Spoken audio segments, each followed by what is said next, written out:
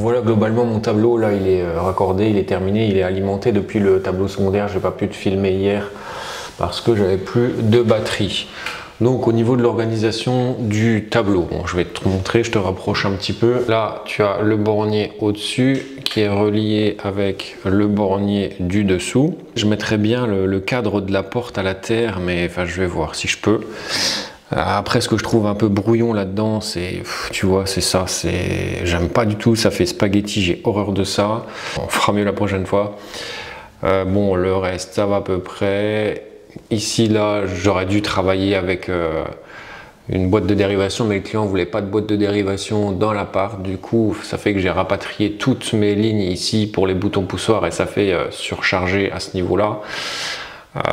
Tu te souviens, j'avais mis 2 zones d'éclairage pour le plafond. Finalement, on n'en a utilisé qu'une, mais on a créé une deuxième ligne pour des rubans LED, je te montrerai après. C'était à refaire, je pense que les boutons poussoirs, je les aurais pas raffiliés ici. Enfin, il y a certains, il y a des ponts, hein, parce que des boutons poussoirs, il y en a 1, 2, 3, 4, 5, 6. Au fond là-bas, 7, 8. Et tu en as un 9e qui est dans la salle de bain. Donc ça aurait été à refaire, j'aurais peut-être fait plus de ponts au niveau des boutons poussoirs pour pas avoir toute cette masse de câbles ici là qui fait disgracieux. Là ici j'ai mes 2 arrivées qui viendront par la suite du Linky en 16 carrés.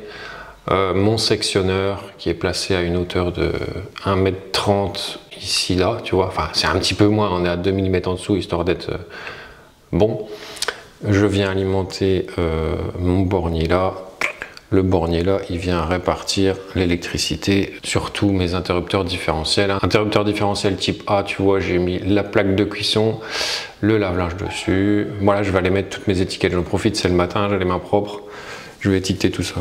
Tu remarqueras ici, il y a quelque chose que j'ai fait d'un petit peu, enfin particulier, j'ai un peu réfléchi là-dessus, tu vois, c'est qu'à l'extérieur, là, tu as une ligne éclairage extérieur, tu as une ligne prise extérieure.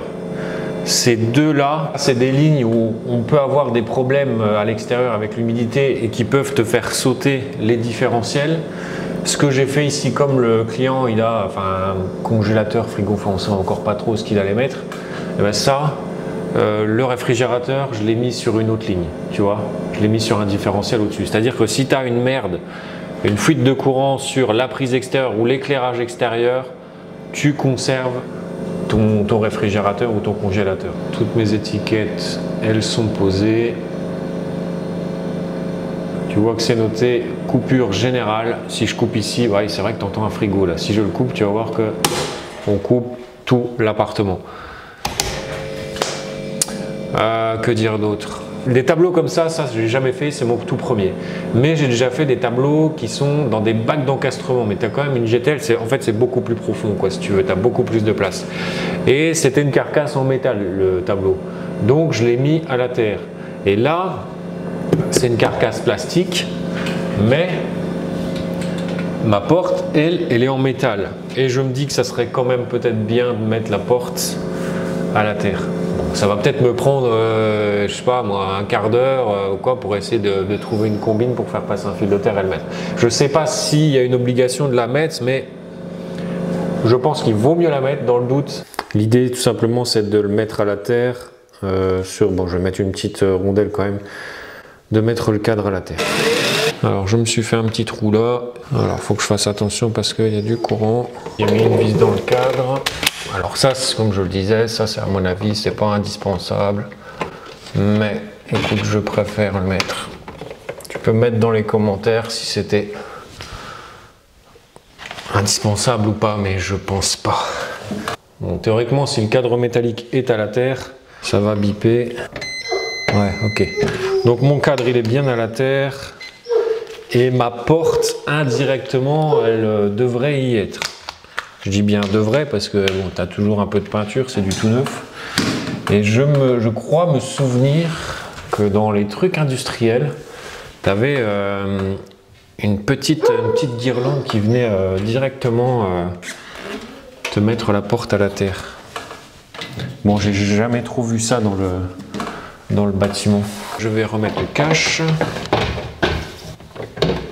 C'est juste une vis 90 degrés au-dessus et 90 degrés en dessous.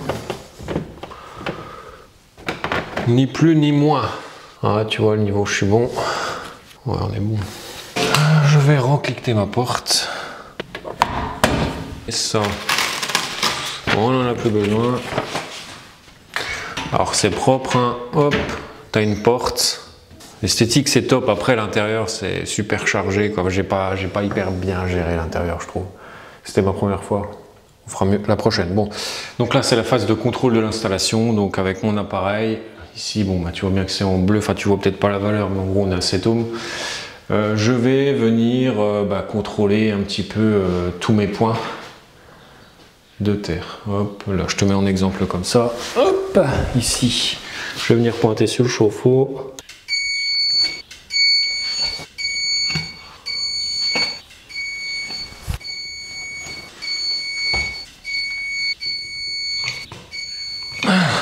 Je contrôle tout ça. Alors tu vois tout ce qui est DCL, tout ça, ça a été retiré. Le peintre les a retirés, mais il les a pas remises. Du coup, le client il m'a parlé qu'il allait me fournir les luminaires et que je les poserai par la suite. Donc voilà, je vais continuer mes petits tests. Salle de bain, ouais, c'était une porte avec une huisserie métallique qui était prévue. Finalement c'est une en bois. Donc la mise à la terre que j'avais faite de l'éventuel cadre, ça a servi à rien. Bon, c'est pas grave. Bon, là clairement mon chantier électricité il touche à sa fin.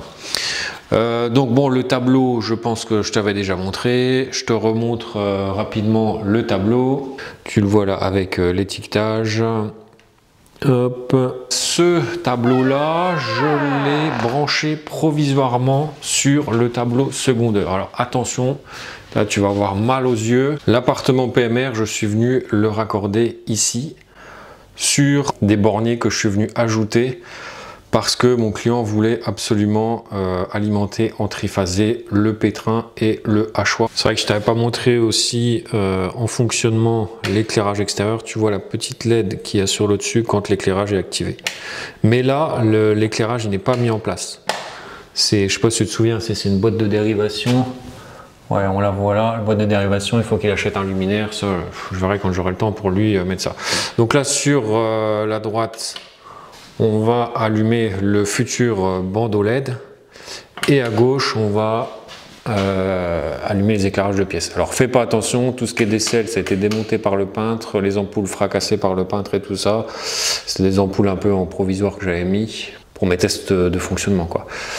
Donc ça c'est bon, et là tu vois au-dessus, je suis venu matérialiser au-dessus de la poutre. En fait tu vas avoir tout un bandeau LED qui sera mis par la suite, et je suis venu matérialiser tout simplement ce bandeau LED par une ampoule pour faire à nouveau mes tests. Donc le bandeau LED, hop, c'est celui-là, tu vois, et ça c'est relié au niveau du télérupteur LED poutre, hop, et à chaque fois mon interrupteur de droite il va venir me commander.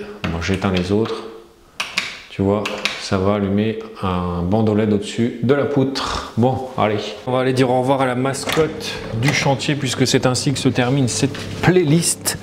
Notre petit Fernand, il est là, on lui fait sa petite caresse, c'est de la part de Train Savat. Allez, salut mon petit Fernand.